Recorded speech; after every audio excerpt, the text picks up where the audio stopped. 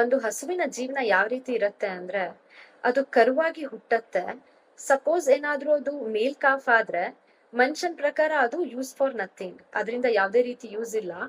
ಅದು ಒಂದು ಅಬಾಂಡ್ ಆಗತ್ತೆ, ಇಲ್ಲಾಂದ್ರೆ ಅದು ಸೀದಾ ಕಸಾಯಿಖಾನೆಗೆ ಹೋಗುತ್ತೆ.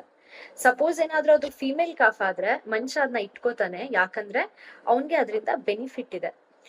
ಅದು ಬೆಳೆಯುವಾಗ ಅದ್ರ ಅಮ್ಮನ ಹಾಲ್ನ ಹೊಟ್ಟೆ ತುಂಬಾ ಕುಡಿಯಕ್ಕಾಗಲ್ಲ, ಕುಡಿಯಕ್ ಬಿಡಲ್ಲ, ಅಂಡ್ ಅದ್ರ ಅಮ್ಮನ್ ಪ್ರೀತಿನೂ ಅದಕ್ಕೆ ಸಿಗಲ್ಲ. ಸೊ ಹೀಗೆ ಬೆಳೆಯತ್ತೆ, ದೊಡ್ಡದಾಗತ್ತೆ.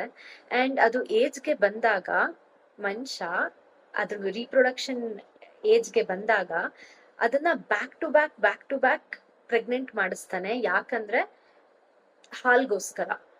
ಸೊ ಅದ್ರ ಬಾಡಿನ ಇವನ್ ಹೀಲ್ ಆಗಕ್ ಸಹ ಬಿಡಲ್ಲ. ಸೊ ಅಷ್ಟು ಹಿಂಸೆ ಕೊಟ್ಟು ಅದಕ್ಕೆ ಬ್ಯಾಕ್ ಟು ಬ್ಯಾಕ್ ಪ್ರೆಗ್ನೆಂಟ್ ಮಾಡಿಸ್ತಾನೆ. ಅಂಡ್ ಅವಾಗ ಅದಕ್ಕೆ ಏನಾದ್ರೂ ಹುಟ್ಟ ಮಗು ಮೇಲ್ ಕಾಫ್ ಆದ್ರೆ ಅದು ಅದ್ರ ಕಣ್ಮುಂದೆನೆ ದೂರ ಆಗತ್ತೆ, ಅದು ಕಸಾಯಿಖಾನೆಗೆ ಹೋಗುತ್ತೆ. ಏನಾದ್ರೂ ಅದಕ್ಕೆ ಫಿಮೇಲ್ ಕಾಫ್ ಹುಟ್ಟಿದ್ರೆ ಅದು ಅದ್ರ ಮಗುಗೆ ಹೊಟ್ಟೆ ತುಂಬಾ ಹಾಲು ಕುಡ್ಸಕ್ ಆಗದೇ ಇಲ್ಲ, ಹೊಟ್ಟೆ ತುಂಬಾ ಹಾಲು ಕುಡಿಸ್ದೆ ಅನ್ನೋ ತೃಪ್ತಿ ಅದಕ್ಕೆ ಸಿಗದೇ ಇಲ್ಲ.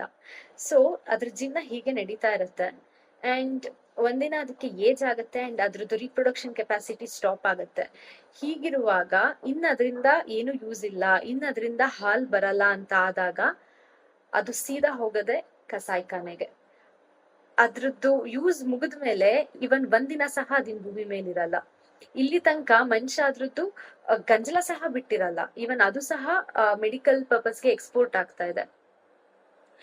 ಅಂಡ್ ನಾವು ಕನ್ಸ್ಯೂಮ್ ಮಾಡೋ ಡೈರಿ ಪ್ರಾಡಕ್ಟ್ಸ್ ಹಿಂದೆ ಹಸುವಿನ ಜೀವನ ನರ್ಕ ಆಗೋಗಿರತ್ತೆ. ಅಂಡ್ ಅದ್ರ ಜೀವನ ನರ್ಕ ಮಾಡಿ ನಾವು ಹಾಲು, ಮೊಸರು, ಪನ್ನೀರ್, ಚೀಸ್ ಇದೆಲ್ಲ ತಿನ್ಬೇಕಾ? ಒಂದ್ಸತಿ ಯೋಚನೆ ಮಾಡಿ. ಅಂಡ್ ಅಲ್ಲಿ ಕಸಾಯಿಖಾನೆಲಿ ಚರ್ಮ ಸಪ್ರೇಟ್ ಆಗುತ್ತೆ, ಫ್ಲೆಶ್ ಸಪ್ರೇಟ್ ಆಗುತ್ತೆ. ಅಂಡ್ ಯೂಸ್ ಮಾಡೋ ಲೆದರ್ ಪ್ರಾಡಕ್ಟ್ ಹಿಂದೆ ಹಸುವಿಂದು ಎಂಟೈರ್ ಲೈಫ್ ಈ ತರ ಆಗೋಗಿರತ್ತೆ.